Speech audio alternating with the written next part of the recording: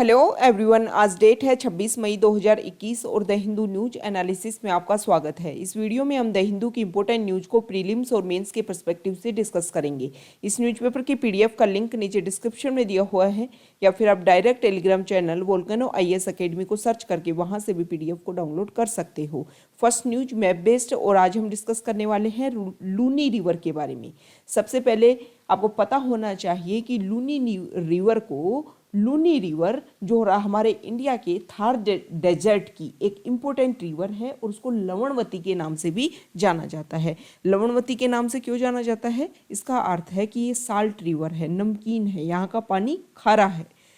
Luni river के अगर origin की बात करें तो ये राजस्थान के अजमेर जिला जो है वहाँ के नाग पहाड़ से इसका ओरिजिन होता है, और जहाँ पर इसका ओरिजिन होता है वहाँ पर इसको स्टार्ट इसका पॉइंट है, वहाँ पर इसको सागरमती के नाम से जाना जाता है।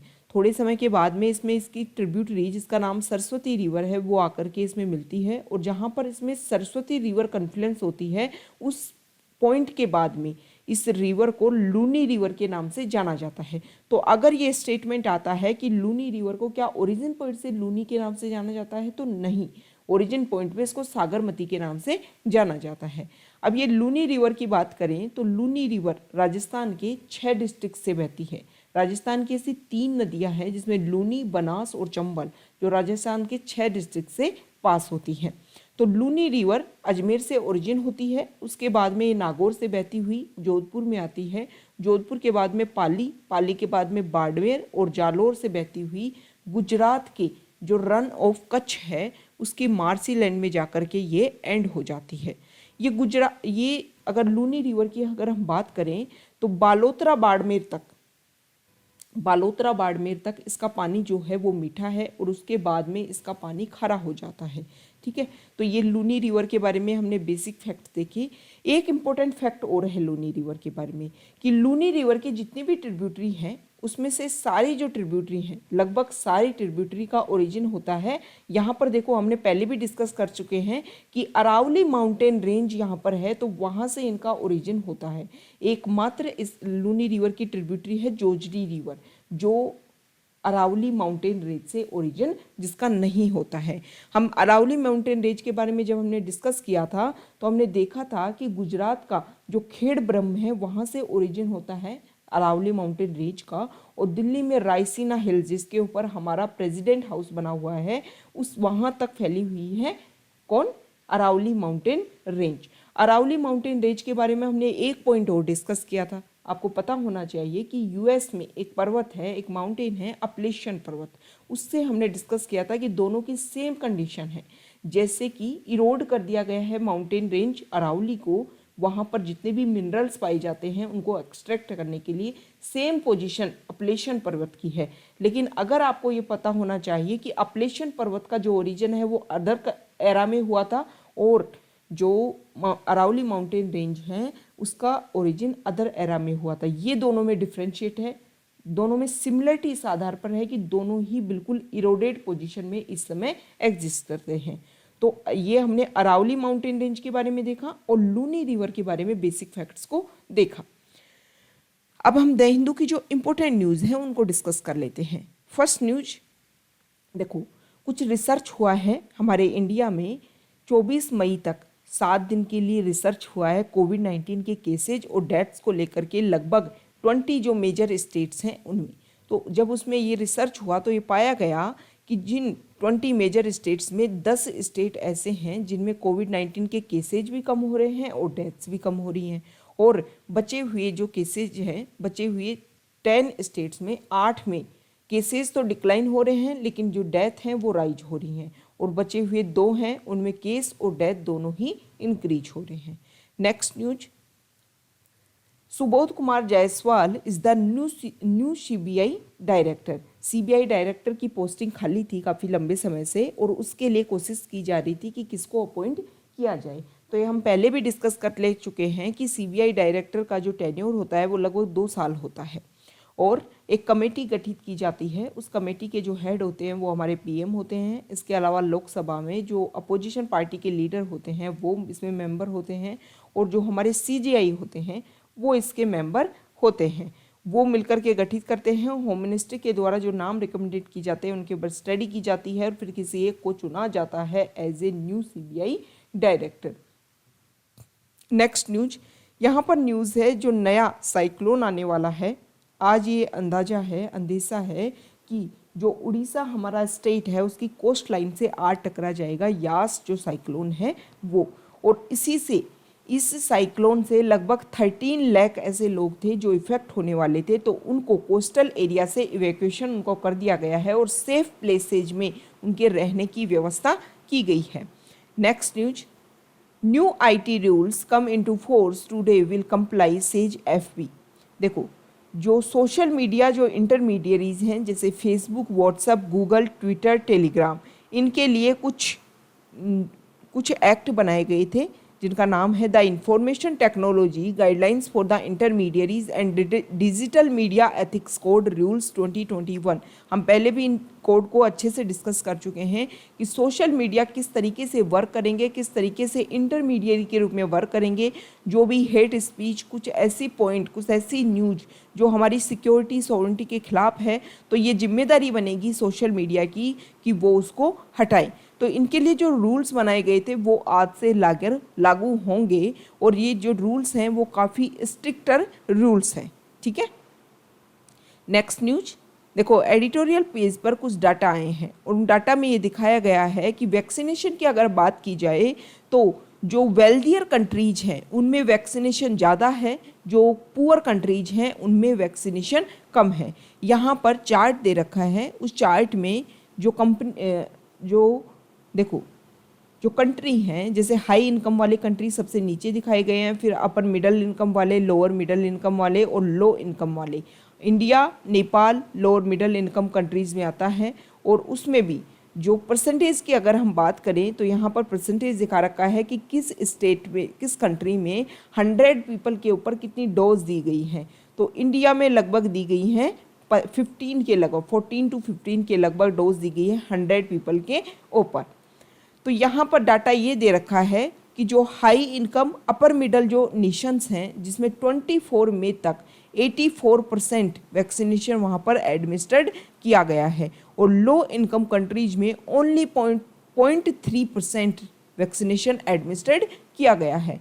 वेल्दियर जो नेशन हैं उनमें उनकी पॉपुलेशन से अगर कंपैरिजन किया जाए तो fully vaccination, higher share of vaccination वहाँ पर मौजूद है।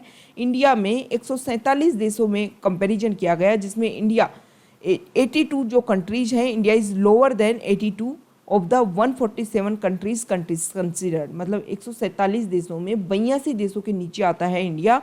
इंडिया की सिर्फ और सिर्फ 3.3% अगर हम बात करें तो वैक्सीनेशन प्रोग्राम 4.4% टोटल पॉपुलेशन का, इतनी पॉपुलेशन को अभी तक वैक्सीनेशन दिया गया है।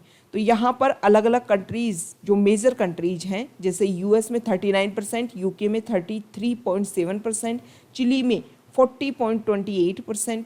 ठीक है। और इसके अलावा जो इंडिया और उसके नेबर कंट्रीज़ की हम बात करें तो इंडिया में 4.4%, इसके अलावा बांग्लादेश में 2.4%, न्यूजीलैंड में 3.2%, श्रीलंका में 1.6%, मतलब इतनी पॉपुलेशन को वैक्सीनेशन दी जा चुकी है। तो इंडिया का जो कंडीशन है वो उसके नेबर कंट्री से काफ़ी अच्छा है। इजराइल ने अपनी जो टोटल पॉपुलेशन है उसके लगभग 60% को वैक्सीनेशन दी दिया है। ठीक है। तो इजराइल इस तरीके से पूरे वर्ल्ड में लीड कर रहा है वैक्सीनेशन के मामले में। नेक्स्ट न्यूज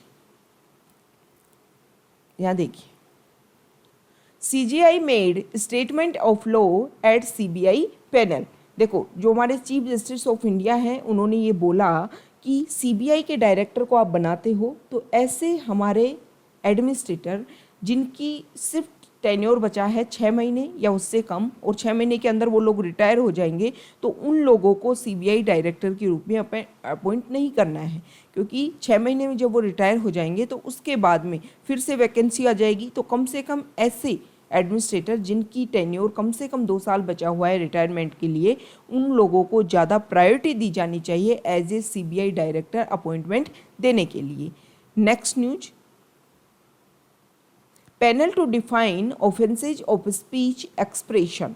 देखो, होम मिनिस्ट्री के द्वारा एक कमेटी कंस्टिट्यूट की गई है, एक पैनल कंस्टिट्यूट किया गया है और उसको ये जिम्मेदारी दी गई है कि आप ब्रिटिश एरा के समय में जो इंडियन पीनल कोड अभी तक हमारे इंडिया में चला जा रहा है उसमें स्पीच से रिलेटेड और एक्सप्रेशन से रिलेटेड आप कोई ऑफेंस करते हो तो उसके लिए कोई सेपरेट सेक्शन नहीं है। मतलब आप कैसे सोचोगे कि ये हेट स्पीच है, ये कुछ जो बोला गया है ये हेट स्पीच में आता है, इसका अभी कोई क्लियर डेफिनेशन कहीं भी नहीं है। तो क्लियर डेफिनेशन हेट स्पीच की आईपीसी के तहत हेट स्पीच की कोई क्लियर डेफिनेशन नहीं है। ये कमेटी रिफॉर्म्स करेगी क्रिमिनल लॉज में और पहली बार इस तरीके की जो हेट स्पीच है उनकी डेफिनेशन को लाने की भी कोशिश की जाएगी। अगर हेट स्पीच की बात करें तो कुछ आपने ऐसी लैंग्वेज बोली जिससे इंडिविजुअल बेस्ड पर बोल सकते हो या फिर किसी की आइडेंटिटी पर बोल सकते हो या फिर किसी और तरीके से बोल सकते हो, इंसल्ट थ्रेटन करने की अगर आप कोशिश कर रहे हो तो ये होता है हेट स्पीच। इससे पहले भी कोशिश की गई है हेट स्पीच के लिए एक आउटलाइन बनाने की। 2018 में जो होम मिनिस्ट्री है उसने लॉ कमीशन को बोला कि आप एक डिस्टिंक्ट लॉ बनाओ फॉर ऑनलाइन हेट स्पीच। हालांकि एक जो कमेटी जिसको लोकसभा के सेक्रेटरी जनरल टी.के. विश्वनाथन उन्होंने रिकमेंडेड किया है कुछ स्ट्रिक्टर लॉ, और जब the committee was formed in the wake of section 66A of the Information Technology Act 2000 that provided punishment for sending offensive messages through communication services being scrapped by the Supreme Court in 2015। तो इस तरीके से कोशिश की जा चुकी है अब तक। अब देखो क्या जो स्पेशल जो डेफिनेशन है वो क्या निकल करके आती है। नेक्स्ट न्यूज यहाँ देखिए,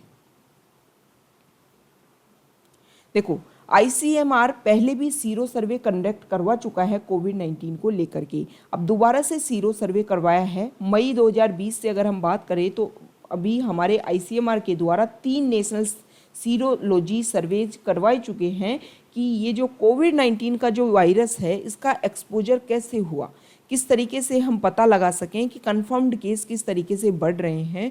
तो हमने ये देखा कि जो थर्ड सीरो सर्वे है उसमें ये देखा गया कि केसेज का जो एक्सपोजर है वो काफ़ी बढ़ रहा है। ठीक है, नेक्स्ट न्यूज म्यूकोरमाइकोसिस को लेकर के है कि म्यूकोरमाइकोसिस को जो डैम्प जगह हैं, डस्टी प्लेसेज हैं, उनको अवॉइड करना चाहिए। ऐसे पेशेंट्स जिनको स्टेरॉइड दिए गए हैं और जिनको अनकंट्रोल्ड डायबिटिक्स हैं वो सबसे ज़्यादा इफेक्ट हो रहे हैं म्यूकोरमाइकोसिस को लेकर के। सबसे इम्पोर्टेंट स्टेटमेंट है म्यूकोरमाइकोसिस को लेकर के कि फंगल इन्फेक्शन होता है।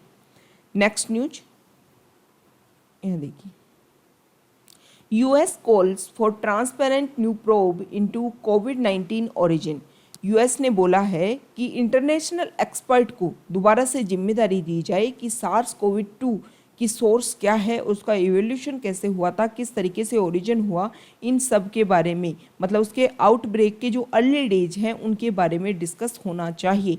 इन a second phase of an investigation into the origin of the coronavirus. तो यूएस की जो इंटेलिजेंस एजेंसी हैं उन्होंने रिपोर्ट की है कि वुहान इंस्टीट्यूट ऑफ वायरोलॉजी, जहाँ पर ये माना जाता है कि पहला केस वहाँ दर्ज हुआ था, तो उसके बारे में अच्छे से डिस्कस किया जाए कि क्यों ओरिजिन हुआ, इसके बारे में जो भी थ्योरीज हैं उनके बारे में प्रूफ लाया जाए। अगर लैब से ओरिजिन नहीं हुआ तो उसके बारे में भी प्रूफ होने चाहिए कि ऐसा नहीं हुआ। Moderna says it's vaccine is highly effective in adolescents. जो एडोलसेंट्स है ये माना जा रहा है कि जो नई जो वैक्सीन, नया जो वेव है उसमें एडोलसेंट्स काफ़ी इफेक्ट होंगे। तो मॉडर्ना ने बोला है कि उसकी जो वैक्सीन है वो एडोलसेंट्स के ऊपर काफ़ी इफेक्टिव है, मतलब 100% इफेक्टिव दे रही है। 12 to 17 ईयर जो ओल्ड है उनको जब दोनों डोज दी गई तो वो 100% उन्होंने एफिकेसी अपनी शो की है। Blinken promises support for Gaza. Gaza strip के ऊपर काफ़ी अटैक किया गया इजराइल के द्वारा कि वहाँ पर हमास गवर्न करता है और हमास और इजराइल के बीच में कन्फ्लिक्ट है। तो अब US secretary of state Antony Blinken ने बोला है कि हम इंटरनेशनल सपोर्ट देंगे गाजा को। दोबारा से जो डिवास्टेटिंग वार हुआ है उसकी वजह से वहाँ पर काफ़ी जो नुकसान हुआ है उसकी भरपाई के लिए हम असिस्टेंस प्रोवाइड करवाएंगे।